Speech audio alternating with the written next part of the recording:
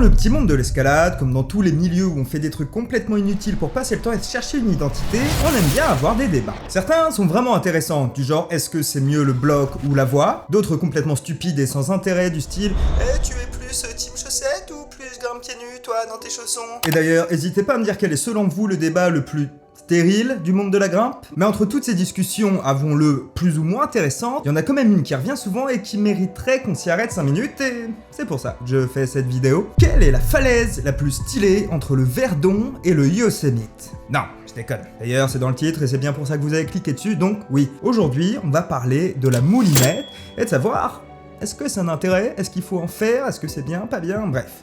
Toutes les questions que vous pouvez vous poser ou pas sur la moule, on va essayer d'y répondre aujourd'hui et enfin, je vais simplement venir prendre part à ce débat. Au sujet de la moule, en caricaturant un peu, on va avoir deux camps. Les anti-moulilis, ceux qui vont te dire « Ah non mais la vraie grimpe, c'est en tête, hein, la moulinette, c'est vraiment que pour les flippettes, si tu fais ça, tu vaux pas mieux qu'un saucisson qui a mal aux pieds à cause de ses chaussons. » Et pour les autres... Non, touche pas le micro, Charlie Boy. Et pour les autres, ceux qui sont adeptes de la moule, ils vont te dire « Oui, non mais moi, je m'en fiche complètement de la performance, chacun ses objectifs, moi je suis là pour m'amuser, passer un bon moment, j'ai pas envie de me faire peur. » Et bon, entre les deux, qui a raison? Alors autant, je suis d'accord avec vous, il y a des débats vraiment complètement stériles, évidemment que le Verdon c'est plus stylé que le Yosemite, mais pour autant, la question de la moule, en vrai... c'est un peu plus complexe. Donc pour y voir plus clair, je vous propose tout simplement de vous donner mon avis là-dessus. Après tout, moi aussi je peux prendre part au débat stérile. Et qu'on essaie de voir et de réfléchir ensemble à quand est-ce que ça peut être intéressant ou pas de grimper en moule. Quand est-ce qu'il vaut mieux éviter, quels sont ses avantages, ses inconvénients, etc. etc. Bref, vous m'avez compris, qu'on fasse un peu le tour du sujet. Bref, rentrons dans le débat et essayons d'apporter un petit peu de nuance là-dedans.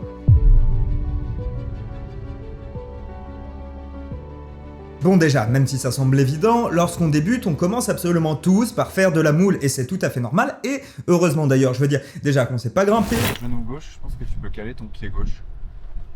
Un pied intermédiaire. On va se retrouver flippé par un paquet de trucs. C'est le passage que je redoute un peu. Ouh là là, ouais. Tu nous l'as fait en tête après? Non. On n'a absolument aucune connaissance en matière de sécurité. Doucement, Jo, hein. Attends. Attends. Ok. Donc, heureusement que c'est pas à nous de gérer ça. On aura déjà largement à faire avec la peur de tomber, la peur des cailloux, la peur de je sais pas quoi, de la hauteur, etc. Vous m'avez compris. Heureusement qu'on gère pas la sécu lorsqu'on fait nos premières voies. Et qu'on peut simplement se contenter de se laisser aller, d'essayer de profiter de la grimpe, même si, on va pas se mentir, on va avoir peur et tirer beaucoup trop fort sur nos bras. Nickel. Maintenant. Toute la question, vous vous en doutez, c'est au bout de combien de temps est-ce que je suis censé passer en tête? Et là, c'est sûrement pas la réponse que vous attendez, mais en vrai, malheureusement, ça dépend de vous. Qu'est-ce que je veux dire par là? Le truc, c'est qu'il y a évidemment pas de réponse universelle en mode « Oui, tu dois passer en tête absolument au bout de la 5e séance et demie, ou après ta 12e fois en moulinette, t'es obligé de passer en tête. » Non. Donc, la meilleure réponse que j'aurai à donner, c'est essayer de passer en tête le plus vite possible, dès que vous êtes à l'aise en moulinette. Et vraiment, si vous êtes à l'aise dès votre première séance, grimpez en tête dès votre première séance. C'est ce que j'ai fait. J'ai bien eu peur d'ailleurs, mais je suis content d'être passé par là directement. Vous dites pas, oui, non, c'est trop tôt, je suis pas prêt, etc., patati patata. Enfin, si vous sentez que vous pouvez peut-être essayer, évidemment, hein. Mais bref, tentez quand vous le sentez.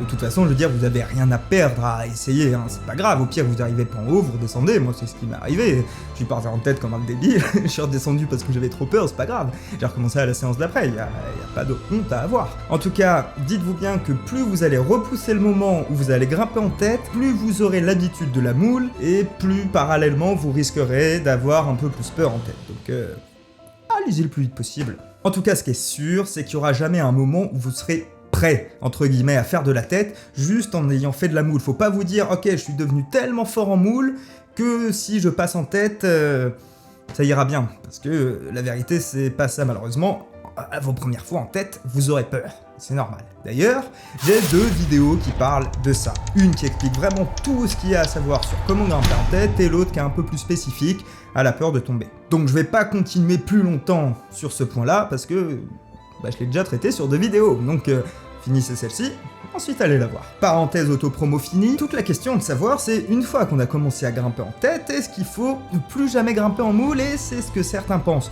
Vous avez sûrement déjà entendu des gens qui vous disent oui, une fois que tu fais de la tête, tu fais plus que de la tête, et la moule c'est interdit, et j'avoue, c'est un peu l'église que j'ai prêchée pendant un moment. Mais en vrai, c'est quand même un petit peu plus complexe que ça.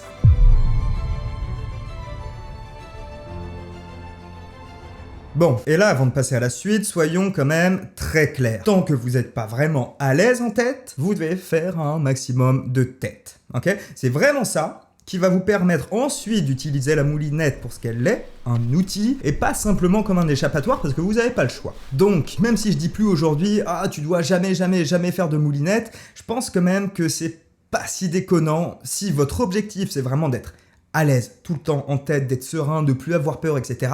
De quand même passer par un petit moment, et par petit moment, encore une fois, ça dépend de vous, ça peut être 1 mois, 2 mois, 3 mois, 6 mois, je sais pas, enfin, tant que c'est pas bon pour vous, bah vous continuez, ou la moule est interdite.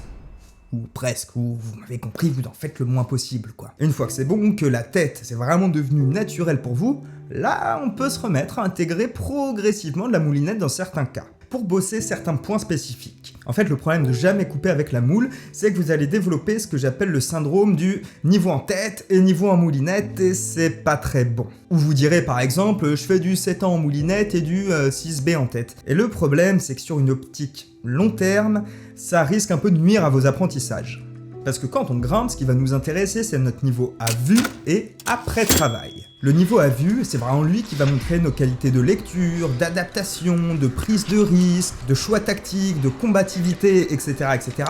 Et c'est vraiment lui qui va donner notre niveau réel, ce qu'on grimpe vraiment. Quand tu dis je suis un grimpeur de 1, alors tu donnes ton niveau à vue. Si t'as un peu d'éthique. Mais ça, j'en reparlerai sûrement dans une prochaine vidéo. Bref, il prouve ou non notre polyvalence. Le niveau après travail, il est pas du tout à jeter non plus. Il va montrer nos qualités de persévérance, de recherche de méthode. C'est dans ce niveau-là qu'on peut grimper à notre niveau max. Tu sais, c'est lui qu'on aime bien dire, qu'on aime bien sortir. Tu sais, la voie d'un certain niveau qui était un peu surcoté, etc., qu'on a réussi à faire. Voilà, c'est ça, le niveau après travail. Et il est très cool aussi. Et dans les deux cas, qu'on soit à vue ou après travail, on est en tête. Parce que le problème de donner un niveau en moulinette, c'est que ça donne une fausse impression de maîtrise. Ce que je veux dire par là, c'est que vous aurez l'impression de pouvoir grimper une certaine cotation, mais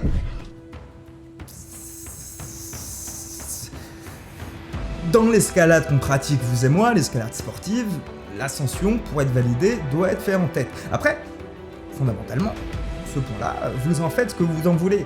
Mais c'est comme ça, vous voyez ce que je veux dire? Et surtout, si vous vous concentrez trop sur la grimpe en moule, vous n'allez pas bosser forcément ce que vous auriez à travailler pour pouvoir progresser sur une optique plus long terme. Que ce soit la peur de tomber, les positions de clippage, le mental, etc., etc. Vous voyez ce que je veux dire? En plus, si vous faites une voie sans avoir à clipper et que le partenaire vous prend un petit peu trop sec, ça facilite quand même grandement l'enchaînement de la voie. Et je vais pas vous mentir, j'ai déjà entendu en salle, genre une meuf qui redescend de, je sais pas, d'une 7A qu'elle a fait en se faisant un peu traîner comme ça, etc., machin en moule.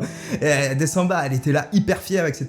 Et c'est cool, bravo meuf, mais you know. Mais bon, Lego. Encore une fois, l'ego et...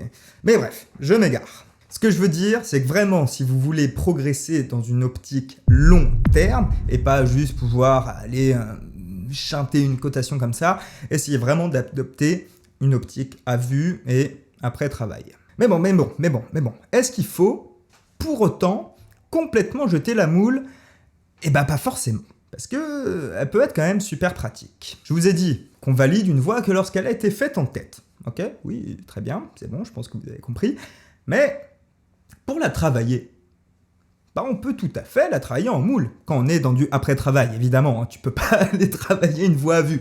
Mais t'as compris ce que je voulais dire. Donc si tu projettes par exemple un setup, le travailler en moulinette, ça peut être très bien si tu fais les choses correctement. Ce que je veux dire par là, c'est... Des fois, dans une voie, ce qui peut être dur, c'est tout simplement d'aller lâcher une main pour pouvoir venir clipper. Donc, lorsque tu vas travailler ta voix en moulinette, fais quand même gaffe à tes positions de clippage. Donc tu pars avec une dégaine accrochée au baudrier et tu vérifies à chaque fois que tu es bien confortable et que tu peux clipper sans galérer. Le clip. Là, faudra que tu clips. Ok. Ouais, super. Et que t'aies pas l'impression d'avoir réussi à enchaîner ta voix et qu'en fait au moment où tu vas essayer de la faire en tête, bah t'y arrives pas parce que t'arrives pas à lâcher une main, quoi, tu vois. Attends, laisse-moi mettre bien, bien en protection contre la paroi. Il y a une dégaine, il y a une dégaine.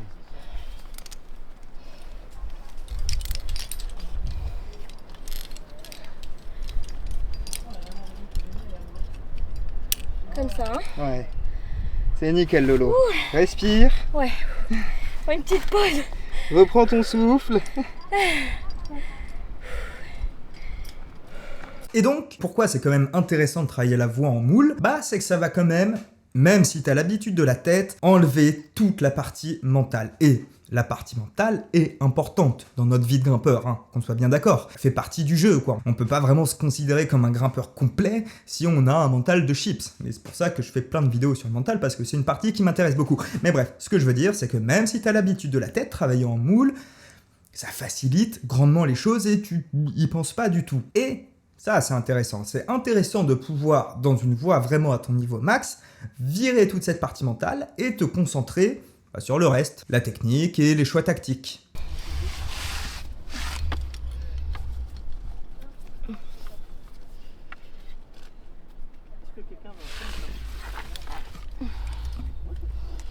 Yes. Et surtout, ça permettra déjà de voir si la voix, elle est accessible, si vous pouvez la faire. Parce que, on va pas se mentir, si vous n'arrivez pas à la faire en moule, y a quand même très peu de chances qu'elle passe en tête.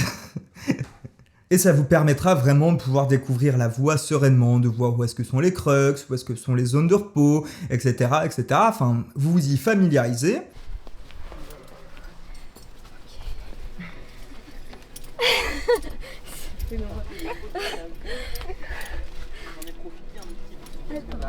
Ok. Encore une fois, position de clippage y compris, c'est hyper important. Et ensuite, bah, vous serez beaucoup plus serein pour aller la travailler en tête.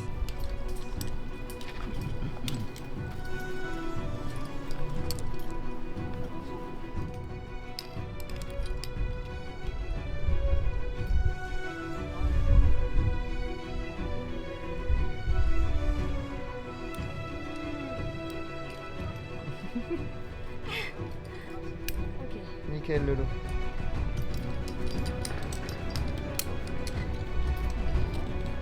Comme ça, c'est bon, hein, c'est bien Ouais. clippé.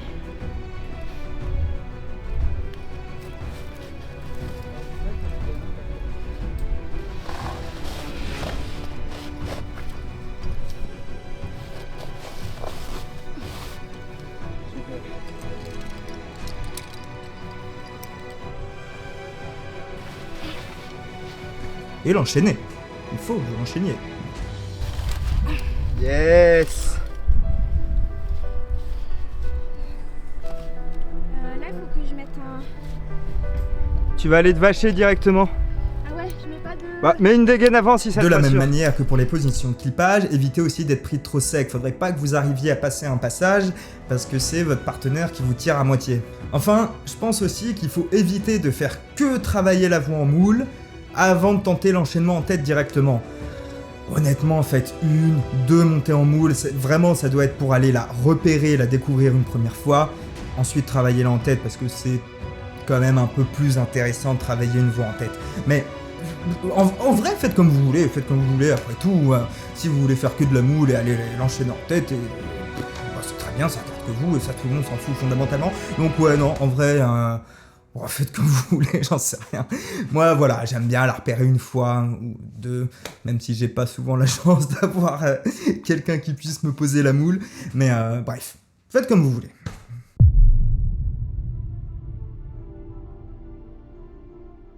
Ok, pour finir rapidement cette vidéo, deux autres moments où ça peut être, selon moi, assez intéressant de faire de la moule. Déjà, bah, l'échauffement, tout simplement. Si vous pouvez faire votre première voix en moule, c'est trop bien. Vous pouvez vraiment juste aller faire plein de mouvements, vous n'avez pas à vous arrêter pour clipper, ça enchaîne, c'est fluide, et ça permet de vraiment bien chauffer le corps. Et ça vient pas de moi, c'est Adam Andra qui en parle dans une de ses interviews. Je lui ai piqué ça, et franchement, Putain, C'est c'est trop bien. super, Surtout c'est que dans une voie de chauffe, ça n'avait rien à faire de cocher la super bien. Autant en profiter. Sauf, encore une fois, évidemment, si vous débutez et que vous n'êtes pas encore très à l'aise en tête. Là, ouais, il vaut quand même mieux profiter des voies les plus faciles pour aussi se chauffer le mental.